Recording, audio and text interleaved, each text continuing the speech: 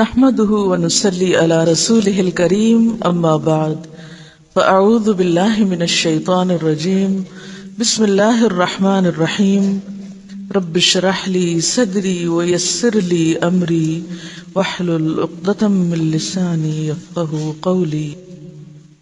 جنابت کے احکام۔ وجوب غسل کی حالت کو حالت جنابت کہتے ہیں۔ وجوب غسل یعنی جب غسل واجب ہو جاتا ہے تو اس حالت کو جنابت کہتے ہیں۔ جنابت کا لفظ جم سے، جم پہلو کو کہتے ہیں، بچنا۔ مندرجہ ذیل 4 حالتوں میں مسلمان مرد اور عورت پر غسل کرنا فرض ہو جاتا ہے۔ نمبر 1، جوش کے ساتھ منی خارج ہونے کے بعد، اس میں احتلام بھی داخل ہے، یعنی کوئی ایسا خواب آئے یا ویسے۔ نمبر 2، صحبت کے بعد یعنی سیکشل انٹرکورس کے بعد۔ نمبر 3، حیض کے بعد۔ نمبر 4، نفاس کے بعد یعنی بچے کی پیدائش کے بعد۔ اس میں یاد رکھیے کہ بہت سے لوگ پوچھتے ہیں کہ اگر خواتین انٹرنل چیک اپ کرواتی ہیں تو کیا اس سے غسل واجب ہوتا؟ تو کوئی غسل واجب نہیں ہوتا جب تک کہ ان 4 چیزوں میں سے کوئی چیز نہ ہو۔ صرف منی خارج ہونے سے بات نہیں، بلکہ جوش کے ساتھ منی خارج ہونے کے بعد غسل واجب ہوتا ہے۔ صحبت اور غسل جنابت۔ صحابہ کرام رضی اللہ عنہم کے درمیان غسل جنابت کا ایک مسئلہ زیر بحث آیا۔ ایک گروہ کہتا تھا کہ غسل صرف دخول پہ فرض ہو جاتا ہے، انزال شرط نہیں، یعنی واٹر ڈسچارج جو ہے وہ ضروری نہیں۔ دوسرا گروہ بیان کرتا تھا کہ وجوب غسل کے لیے دخول کے ساتھ انزال بھی شرط ہے۔ یہ طویل مباحثہ کسی فیصلہ کن صورت پر منتج نہ ہوا۔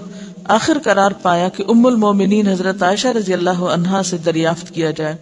حضرت عائشہ نے کہا کہ رسول اللہ صلی اللہ علیہ وسلم نے فرمایا، اذا جلس بین شعبها الاربع ومس الختان الختان فقد وجب الغسل۔ جب مرد عورت کی 4 شاخوں کے درمیان بیٹھ جائے اور اس کا محل ختنہ عورت کے محل ختنہ کے ساتھ مس کرے تو غسل واجب ہو جاتا ہے۔ تو مسئلہ یہ ثابت ہوا کہ صرف دخول پر ہی مرد اور عورت جنبی ہو جاتے ہیں اور ان پہ غسل واجب ہو جاتا ہے، انزال یعنی منی کا نکلنا شرط نہیں۔ رسول اللہ صلی اللہ علیہ وسلم نے فرمایا، جب تم عورت کی 4 شاخوں کے درمیان بیٹھ کر صحبت کرو تو تم پر غسل واجب ہو گیا، اگرچہ منی نہ نکلے۔ عورت کو بھی احتلام ہوتا ہے۔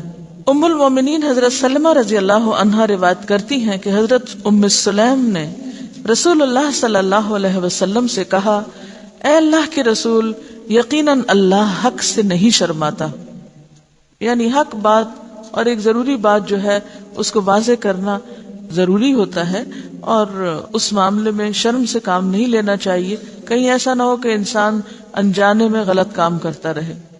تو یہ کہہ کر انہوں نے مسئلہ پوچھا، کیا عورت پر غسل ہے جبکہ اس کو احتلام ہو؟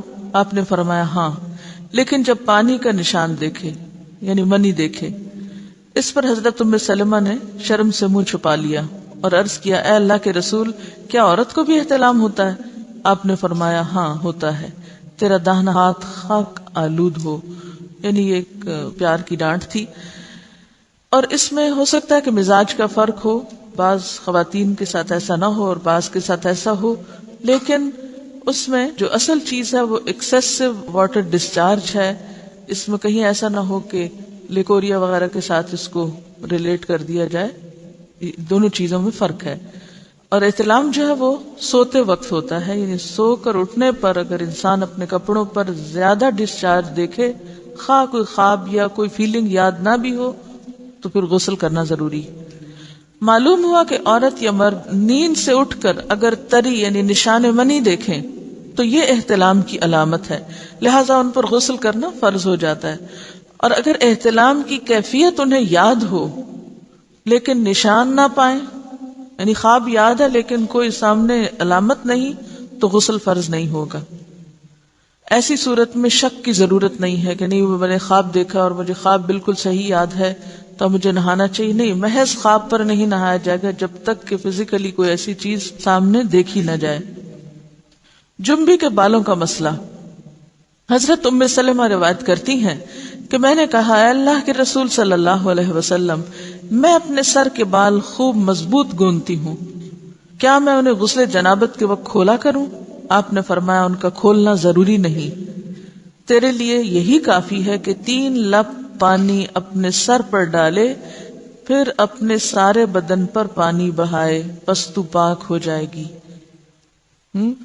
یعنی بالوں کی جڑیں بھیگنا، سکن بھیگنا ضروری ہے، سارے بال کھولنا ضروری نہیں ہے. جنبی کے بالوں کا مسئلہ. حضرت عائشہ کو خبر ملی کہ حضرت عبداللہ ابن عمرو عورتوں کو غسل جنابت کے لیے بال کھولنے کا حکم دیتے ہیں. فرمانے لگی ابن عمرو پر تعجب ہے، انہوں نے عورتوں کو تکلیف میں ڈال دیا، وہ انہیں سر منڈوانے کا حکم کیوں نہیں دے دیتے؟ یہ حضرت عائشہ کی ڈانٹ تھی. یعنی وہ یہ تو کہہ رہے کہ عورتیں بال کھول کھول کے نہائیں، تو وہ پھر سیدھا یہی کہیں کہ عورتیں بال منڈوا لیں. میں اور رسول اللہ صلی اللہ علیہ وسلم ایک ہی برتن میں غسل کرتے اور میں اپنے بال کھولے بغیر سر پر 3 چلو سے زیادہ پانی نہیں ڈالتی تھی.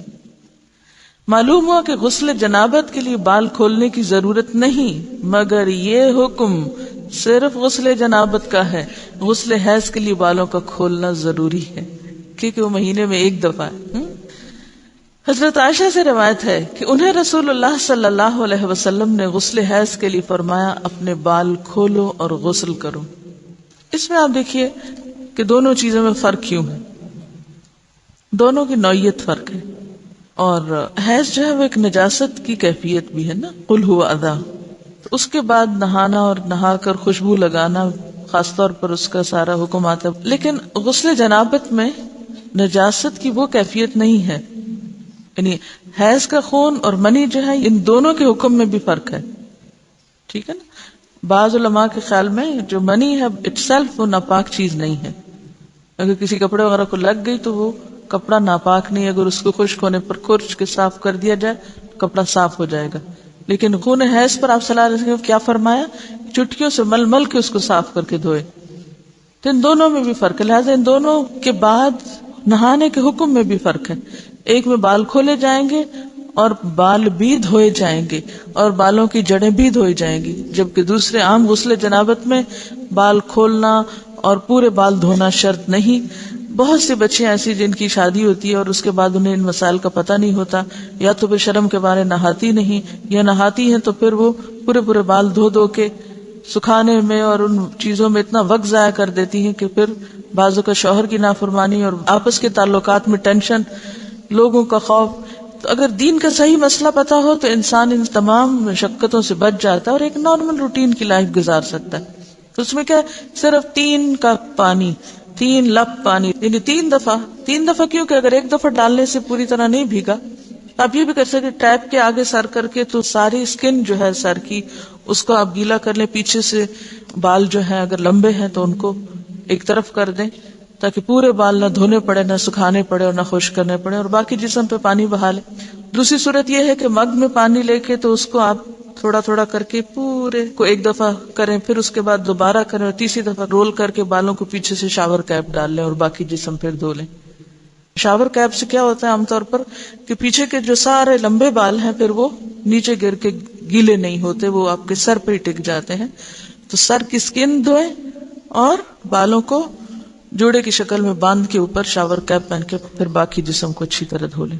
تو اس میں آپ دیکھیں کہ جب بالکل سر کے سکن کا حصہ ہی تر ہوگا، اور یہ 3 دفعہ کرنا ہوگا، ایک دفعہ سے نہیں کام چلے گا، 3 دفعہ کرنا تاکہ کوئی بھی بال برابر جگہ سکن کی خشک نہ رہ جائے. تو اس سے کیا ہوگا کہ جتنا کم بال گیلے ہوں گے اتنے کم دیر میں ان کو خشک بھی کیا جا سکتا ہے اور کسی بھی مشقت کے بغیر انسان نماز پڑھ سکتا ہے. جنبی سے میل جول اور مسافہ جائز ہے. حضرت ابو ہریرہ روایت کرتے ہیں کہ ایک دن بحالت جنابت میں نے رسول اللہ صلی اللہ علیہ وسلم سے ملاقات کی. آپ نے میرا ہاتھ پکڑا اور میں آپ کے ساتھ ہو لیا. آپ ایک جگہ بیٹھ گئے اور میں چپکے سے نکل گیا. گھر جا کر غسل کیا، پھر واپس آیا. آپ ابھی بیٹھے ہوئے تھے. آپ نے پوچھا اے ابو ہریرہ تو کہاں گیا تھا؟ میں نے سارا حال کہہ سنایا تو آپ نے فرمایا سبحان اللہ، تحقیق مومن ناپاک نہیں ہوتا. نبی صلی اللہ علیہ وسلم کا یہ فرمان کہ مومن ناپاک نہیں ہوتا، اس کا مطلب یہ ہے کہ مومن حقیقتاً نجس اور پلید نہیں ہوتا. جنابت حکمی نجاست ہے، حسی نہیں. یعنی نجاست کے حکم میں ہے لیکن بظاہر وہ کوئی ناپاک ہونے والی بات نہیں. یعنی شریعت نے مصلحت کی بنا پر ایک حالت میں حکماً اس پر غسل واجب کیا ہے، بس جنبی کے ساتھ ملنا جلنا اٹھنا بیٹھنا اختلاط ارتباط کھانا پینا سب جائز ہے۔ یہاں یہ بات یاد رہے کہ بعض اوقات ایسا بھی ہوتا ہے کہ انسان حالت جنابت میں ہوتا ہے، تو ہمارے ہاتھ اس میں اتنے زیادہ بچیوں کو ڈرایا جاتا ہے کہ ایک قدم بھی اٹھایا تو معلوم نہیں کیا قیامت آ جائے گی اور تم کمرے سے نکل ہی نہیں سکتے جب تک کہ پاک نہ ہو۔ تو بعض اوقات حالات کا تقاضا ایسا ہوتا ہے کہ جس میں انسان کو کچھ ضروری کام نپٹانے پڑتے ہیں، بعض اوقات جیسے بچوں کو اسکول چھوڑنا ہے یا ان کو ناشتہ بنا کے دینا یا کچھ، تو پھر دو ایکسٹریم پہ لوگ چلے جاتے ہیں، یا تو پرواہ نہیں کرتے پاک ناپاک ہونے کی، یا یہ ہے کہ وہ اس چیز کو اتنا ایشو بنا لیتے ہیں کہ باقی سارے کام ان کے متاثر ہو کے رہ جاتے ہیں۔ تو اس چیز کو اپنی حدود میں رکھ کے لائٹلی لینا چاہیے، جو فریضہ ادا کرنا وہ کر لے اور باقی چیزیں جو ہیں ان کو ایشو نہ بنایا جائے۔ یعنی اگر کسی وقت مجبوراً تھوڑی دیر کے لیے گھر سے بھی نکلنا پڑ جائے، جیسے حضرت ابو ہریرہ باہر نکلے ہوئے تھے، تو اس میں بھی حرج نہیں ہے۔ اس کا یہ مطلب نہیں کہ آپ ٹال مٹول کر کے تو دن بھر کی نمازیں گنوائیں، یہ صرف رخصت کی بات ہے یا کیا کر سکتے ہیں آپ اس کی بات ہے۔ اس کا یہ مطلب نہیں کہ یہ ایک عادت یا ایک روٹین بنا لی جائے ناپاک رہنے کی۔ بعض لوگ کچھ کھاتے نہیں پیتے نہیں کہ ہم ناپاک ہیں، کھانا پینا بات چیت لین دین، یعنی اگر کسی کا ہاتھ دوسرے پاک بندے سے چھو گیا تو وہ کوئی ناپاک نہیں ہو جائے گا، یا کسی کپڑے کو ہاتھ لگ گیا یا کسی چیز کو یا کسی کھانے کو، تو وہ کھانا ناپاک نہیں ہوگا، کیونکہ یہ حصی نجاست نہیں ہے، آپ کے ہاتھ میں کوئی گندگی نہیں ہے۔ اگر اس حالت میں کبھی آٹا گوندنا پڑ جائے یا کوئی پیڑا یا روٹی بنانی پڑ جائے، اور دیکھیے کہ بعض اوقات بچے چھوٹے ہیں رو رہے ہیں، ان کو کھانا چاہیے اور آپ کہیں روتے رہیں جو روتے ہیں، میں تو ناپاک ہوں اس لیے میں تو کوئی کام نہیں کر رہی، تو یہ ایک دوسری ایکسٹریم ہوگی، ایسا کرنا درست نہیں۔ اگر ضرورت کے تحت تھوڑی دیر گھنٹہ 2 گھنٹہ کسی وجہ سے ڈیلے کرنا پڑے، بعض اوقات ایسا ہوتا پانی نہیں ہوتا، تو ایسی صورت میں کیا کریں گے؟ ایسی صورت میں آپ ویٹ کریں گے، بعض سپلائی کا پانی 1 گھنٹے تک آ رہا ہے، تب آپ کوئی کام کاج نہ کریں، اندر مرغی بن کے بیٹھ جائیں کہ میں ناپاک ہوں میں ناپاک ہوں، نہیں، سب کام کریں اپنے، اور جب پانی آ جائے تو نہا لیں۔ ایسے کرنے میں کوئی گناہ نہیں، کوئی جرم نہیں، کوئی غلطی نہیں۔ رسول اللہ صلی اللہ علیہ وسلم نے ایک انصاری کو بلایا، جب وہ آیا تو اس کے سر کے بالوں سے پانی ٹپک رہا تھا۔ آپ نے پوچھا شاید تم جلدی میں نہائے ہو؟ اس نے کہا ہاں اے اللہ کے رسول۔ آپ نے فرمایا حالت جنابت میں اگر کسی سے فوری ملنا ہو اور نہانے میں دیر لگے تو وضو کرنا ہی کافی۔ حضرت عمر نے آپ سے پوچھا میں رات کو جنبی ہوتا ہوں تو کیا کروں؟ آپ نے فرمایا کہ تم اپنے ذکر کو دھو ڈالو اور وضو کرو اور سو جاؤ۔ رسول اللہ صلی اللہ علیہ وسلم جب حالت جنابت میں کھانا یا سونا چاہتے تو نماز کے وضو کی طرح وضو کر لیتے۔ نبی صلی اللہ علیہ وسلم نے فرمایا جو کوئی اپنی بیوی سے صحبت کرے اور پھر دوبارہ کرنا چاہے تو اسے چاہیے کہ دونوں کے درمیان وضو کرے۔ آپ نے غور کیا ہوگا کہ طہارت کے مسائل بہت تفصیل کے ساتھ اور اپنے اندر بہت ڈیٹیلز رکھتے ہیں، اور بہت سے موضوعات ایسے ہیں کہ جو انسان کی ظاہری زندگی نہیں بلکہ اس کی نجی اور ذاتی زندگی سے متعلق بھی ہے، لیکن اس طرح پبلکلی ان کو پڑھانا اور ان کو سکھانا یہ بھی ایک ضرورت ہے، کیونکہ آپ صلی اللہ علیہ وسلم نے انصار کی خواتین کی تعریف کی کہ انصار کی خواتین کتنی اچھی ہیں جنہیں حیا دین کا علم حاصل کرنے سے نہیں روکتا۔ تو سوال یہ پیدا ہوتا ہے کہ آخر اتنی تفصیلات کیوں؟ اور بعض لوگ اس کو ناپسندیدہ قرار دیتے ہیں، تو ایسا کرنا ناسمجھی کی علامت ہے۔ ہم دیکھتے ہیں کہ انسان اگر اللہ کے بتائے ہوئے طریقے کے مطابق زندگی بسر کرتا ہے تو اس میں خیر ہی خیر ہے، اور وہ صرف خیر اس کی اپنی ذات تک نہیں رہتی، بعض اوقات دوسروں کی بھلائی کا ذریعہ بھی بن جاتی۔ یہاں کسی نے ایک واقعہ لکھ کر بھیجا ہے کہ کسی ویسٹرن کنٹری میں کوئی مسلمان بچہ پڑھتا تھا، تو وہ اپنے کپڑوں کو دھونے کے لیے کسی انگریز عورت کو دیتا تھا، یعنی لانڈری کسی کے ذریعے کرواتا تھا۔ تو ایک دن اس عورت نے طالب علم سے کہا کیا آپ میرے کام سے مطمئن نہیں؟ آپ کے خیال میں کیا میں کپڑے اچھی طرح نہیں دھوتی؟ طالب علم نے اس کی بات سن کر کہا کیوں نہیں، مجھے یقین ہے کہ آپ اچھی طرح کام کرتی ہیں۔ یہ سن کر وہ بولی پھر آپ خود ہی اپنے کپڑے کیوں دھو کر مجھے دیتے ہیں؟ یعنی کپڑوں کے داغ وغیرہ کیوں دھو کر مجھے دیتے ہیں؟ طالب علم نے انکار میں سر ہلایا کہ میں بھلا کپڑے دھو کر کیوں دوں گا؟ عورت نے کہا کہ پھر کیا وجہ ہے کہ مجھے دوسروں کے کپڑوں پر جا بجا گندگی کے دھبے نظر آتے ہیں لیکن آپ کے کپڑوں پر کوئی ایسا دھبا نہیں ہوتا۔ اس کے پوچھنے میں واضح حیرت تھی۔ نوجوان مسکرایا اور بولا، اب بات سمجھ میں آتی ہے، اب میں آپ کو بات سمجھا دیتا ہوں، یعنی اب میری سمجھ میں بات آئی ہے کہ آپ کا اشارہ کس طرف ہے۔ میں مسلمان ہوں، میرا دین مجھے پاک صاف رہنے کا حکم دیتا ہے۔ میری شلوار یا پینٹ وغیرہ پر پیشاب کا چھینٹا بھی لگ جائے تو میں نماز نہیں پڑھ سکتا، لہٰذا اگر کوئی ایسی چیز ہو تو مجھے اسے خود دھونا پڑتا ہے اور اسے دھو کر پاک کرتا ہوں، لہٰذا جب میں کپڑے اتارتا ہوں تو یہ کپڑے پاک اور صاف ہوتے ہیں، یعنی داغ دھبوں سے محفوظ ہوتے ہیں۔ تو اس نے حیرت سے پوچھا کہ تمہارا دین اتنی چھوٹی چھوٹی باتوں کی بھی تعلیم دیتا ہے؟ نوجوان نے کہا، ہاں، ہمارے رسول صلی اللہ علیہ وسلم نے ہمیں یہ حکم دیا ہے کہ ہم جب بیت الخلاء میں جائیں تو دعا پڑھیں، جب باہر آئیں تو دعا پڑھیں، کپڑے پہنوں تو دعا پڑھوں، کھانا کھا کر فارغ ہو کر گھر سے نکلتے وقت، سوتے جاگتے وقت، زندگی کے ہر کام یا ہر موقع پر ہمارے رسول نے ہمیں دعائیں سکھائی ہیں، اور اس کے ساتھ ہی یہ کہ ان تمام باتوں کے ادب آداب بھی سکھائے ہیں۔ تو اس انگریز عورت کو وہ باتیں بہت دلکش اور حیران کن محسوس ہوئیں، اور کچھ دن تک وہ اس طالب علم کی عادات کا مزید جائزہ لیتی رہی، اور بالآخر اسلام اس کے دل میں گھر کر گیا اور وہ مسلمان ہو گئی، اور اس کے بعد اس نے اپنے گھر کے دوسرے افراد کو بھی مسلمان کیا، اسے ایک خاتون نے۔ تو بات یہ کہ بات تو چھوٹی سی ہے لیکن ایک بہت بڑا فرق ڈال دیتی ہے۔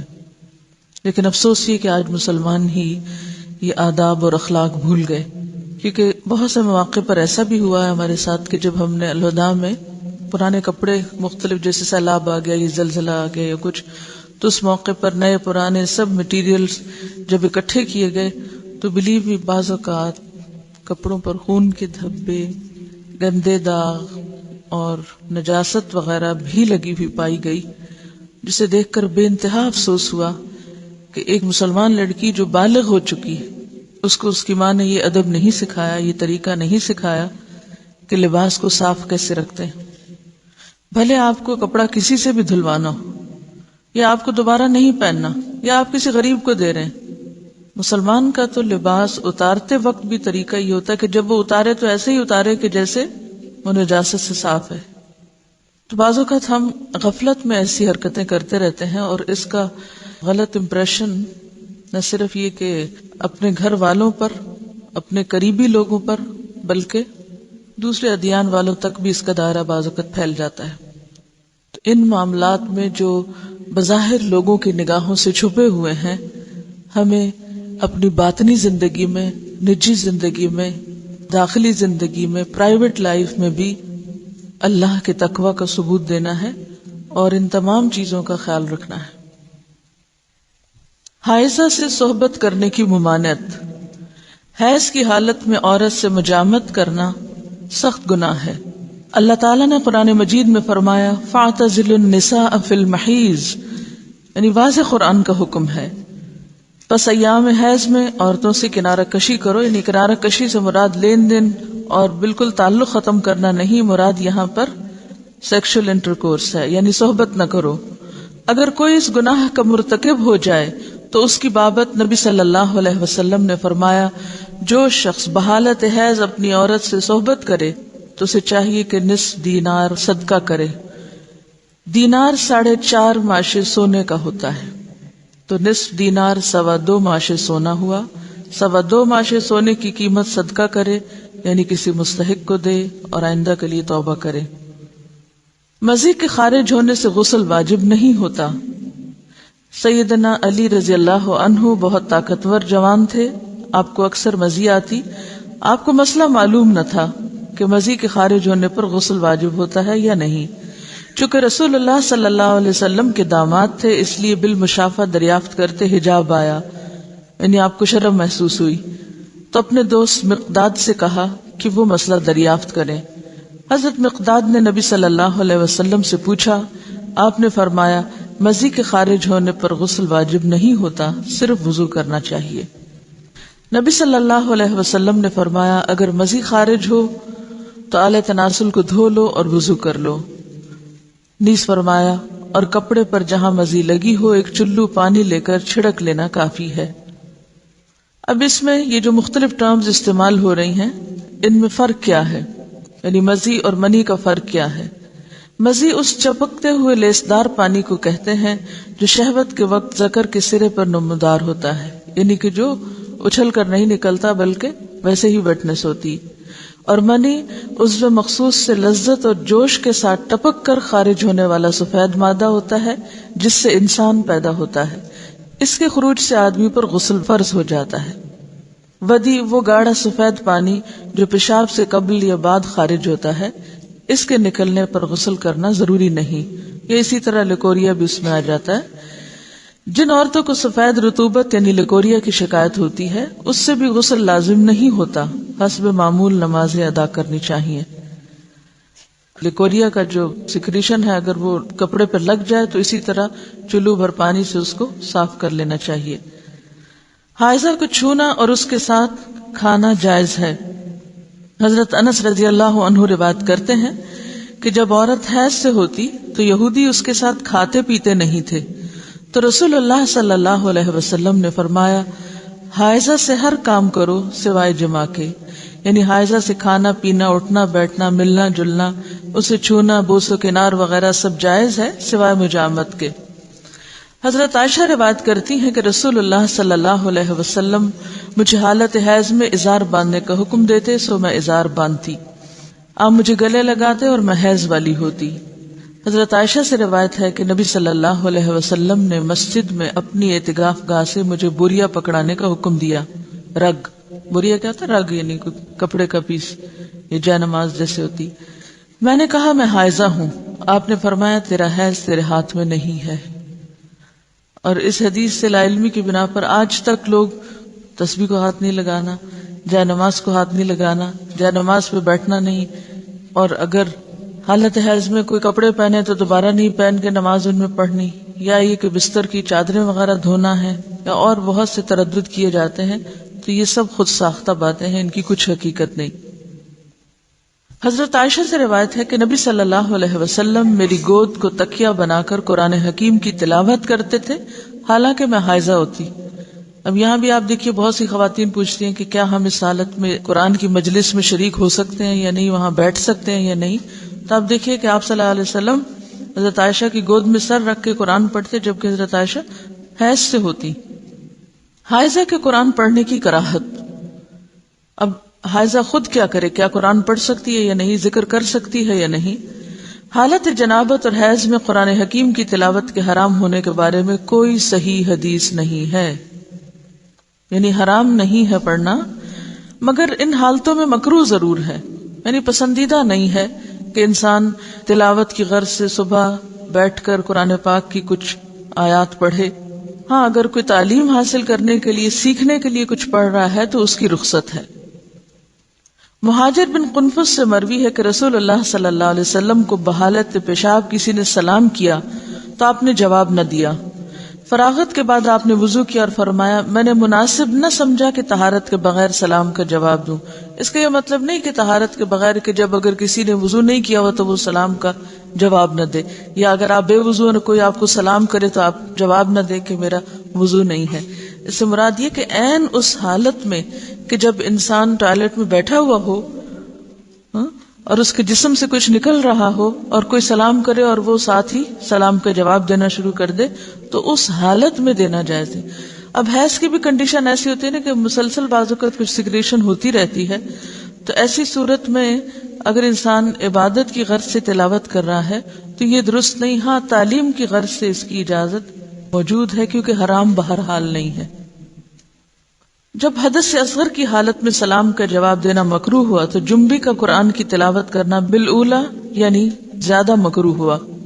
البتہ باقی اذکار کی بابت امام نووی فرماتے ہیں جنبی کے لیے تسبیح اور تحمید، تکبیر اور دیگر دعائیں اور اذکار بالاجماع جائز ہیں، یعنی صبح شام کی دعائیں ہیں یا گھر سے نکلنے کی یا داخل ہونے کی یا جتنے بھی ذکر اذکار کی قسمیں ہیں، یہ ساری کی ساری بالاجماع جائز ہیں کہ انسان اٹھتے بیٹھتے چلتے پھرتے یہ سب پڑھ سکتا ہے، خواہ حالت جنابت میں ہو یا پھر حیض میں۔ اس کی دلیل حضرت عائشہ کی حدیث ہے، آپ فرماتی ہیں میں ایام حج میں حائضہ ہو گئی تو رسول اللہ صلی اللہ علیہ وسلم نے فرمایا بیت اللہ کے طواف کے علاوہ باقی ہر وہ کام کرو جو حاجی کرتا ہے۔ تو اس کا کیا مطلب تھا؟ یعنی حالت حیض میں ہر وہ کام کرو جو حاجی کر رہے ہیں سوائے طواف کے، اور نماز تو ویسے ہی انڈرسٹوڈ تھی کہ اس حالت میں نہیں پڑھنا۔ تو اس سے کیا پتہ چلتا ہے حاجی باقی کیا کام کرتے ہیں؟ ذکر کرتے ہیں، ذکر اذکار دعائیں مانگتے ہیں۔ اور بہت سی خواتین حج پہ جاتے ہوئے کیا ہم ٹیبلٹس لے لیں، کیا ہم، تو یہ فطرت کے نظام میں مداخلت ہے۔ جب رخصت ہے سب دعائیں وغیرہ آپ پڑھ سکتے، صرف طواف نہیں کر سکتے تو پاک ہو کے کر لیں، لیکن کوئی بھی ان نیچرل طریقہ اختیار نہ کریں کہ جس سے آپ کا جسم بوجھل ہو جائے، آپ سست ہو جائیں اور آپ دعائیں مانگنے کے بھی قابل نہ ہوں۔ کیونکہ بہت سی خواتین ایسی ہوتی ہیں کہ جب ان کے سسٹم میں کوئی بھی گڑبڑ ہوتی ہے تو پھر وہ مینٹلی، ایموشنلی، فزیکلی ہر لحاظ سے تھک جاتی ہیں۔ تو بجائے اس کے کہ آپ سارا حج کا عرصہ ایک کربناک کیفیت میں گزاریں جس میں آپ کی کسی عبادت میں کوئی خشوع نہ ہو، تو بہتر ہے کہ جو چیز اللہ نے لکھ دی ہے وہ اپنے وقت پر ہو، اس دوران صرف طواف سے اجتناب کیا جائے اور باقی سب کام، ذکر اذکار، جو بھی رمی کرنا ہے، وقوف عرفات ہے، سب کچھ اپنے طریقے کے مطابق کیا چلا جاتا رہے۔ پہلے سعی کا علاقہ جو تھا، سعی کی اجازت تھی، لیکن اب سعی بھی مسجد میں آ گئی، مسعی بھی مسجد میں آ گئی، تو جہاں سے مسجد شروع ہوئی وہاں سے داخلہ بند ہو گیا، الا عابری سبیل، کہ کوئی آپ کو گزرنے کی ضرورت پیش آئی یا اندر کوئی بیٹھا ہوا اس کو بلانا ہے تو وہ گزر کے دے کے واپس آ جائے، بیٹھے نہیں، گزرنے کی اجازت ہوتی ہے مسجد۔ حضرت ام عطیہ رضی اللہ عنہا فرماتی ہیں کہ رسول اللہ صلی اللہ علیہ وسلم نے حیض والی عورتوں کو بھی عید کے روز عیدگاہ جانے کا حکم دیا تاکہ وہ لوگوں کی تکبیروں کے ساتھ تکبیریں کہیں۔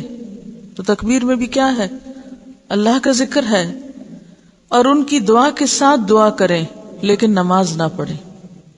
تو جو چیز بصراحت ممنوع ہے وہ کیا ہے؟ نماز اور طواف، باقی کچھ بھی ممنوع نہیں، یعنی عبادات میں سے۔ حضرت عائشہ فرماتی ہیں کہ رسول اللہ صلی اللہ علیہ وسلم ہر حال میں اللہ کا ذکر کرتے تھے۔ ان احادیث سے ثابت ہوا کہ حائضہ اور جنبی ذکر اذکار کر سکتے ہیں، ٹھیک ہے۔